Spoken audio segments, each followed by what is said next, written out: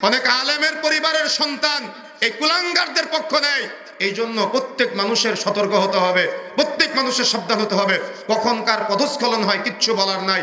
ওই আলেম পর্যন্ত আবার ওই যারা এই তাদের পক্ষ নেয়, তার মানে যারা আল্লাহ দ্রোহিতা করে, যারা আল্লাহ সম্পর্কে কটু মন্তব্য করে, কোরআন মাজিদ সম্পর্কে জঘন্য ভাষা ব্যবহার করে, এই সমস্ত বাউল শিল্পী যারা ওই বিভিন্ন রকম অপদার্থ খায়, নোংরা জিনিসপত্র খায়, এদেরকে সাপোর্ট করে, অমুক আলেমও তাদের পক্ষপাতিত্ব করে, তাদের সন্তানও পক্ষপাতিত্ব করে, এটা নিহায়াত বলতে হয়।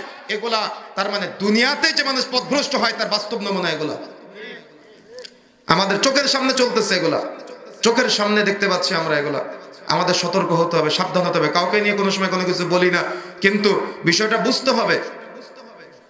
বড় বড় কথা বললাম আহলে হাদিসের ময়দানে এসে, কিন্তু আমি আমার পরিবারকে কোরআন সুন্নাহ থেকে দূরে সরিয়ে আল্লাহ দ্রোহিতার সাথে সম্পৃক্ত করে ফেললাম, আবার সেগুলোর পক্ষে সাফাই গাইলাম। আমরা এতটা নিমুখ হারাম হয়নি যে ওটা সাপোর্ট করব। কথা বুঝতে পেরেছেন?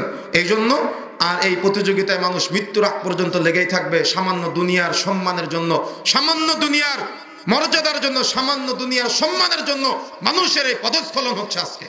আল্লাহকে যে অস্বীকার করলো, তার পক্ষ নিল, তাকে সাপোর্ট করলো, যে সূরা নাসের মতো কোরআন মাজিদের অত্যন্ত গুরুত্বপূর্ণ সূরা, শয়তানের বিরুদ্ধে জিহাদ ঘোষণা করার সূরা, কুল আউযু বিরাব্বিন নাস মালিকিন নাস ইলাহিন নাস, আল্লাহ নাকি নাচতে বলেছেন যে এভাবেও আল্লাহর প্রেরিত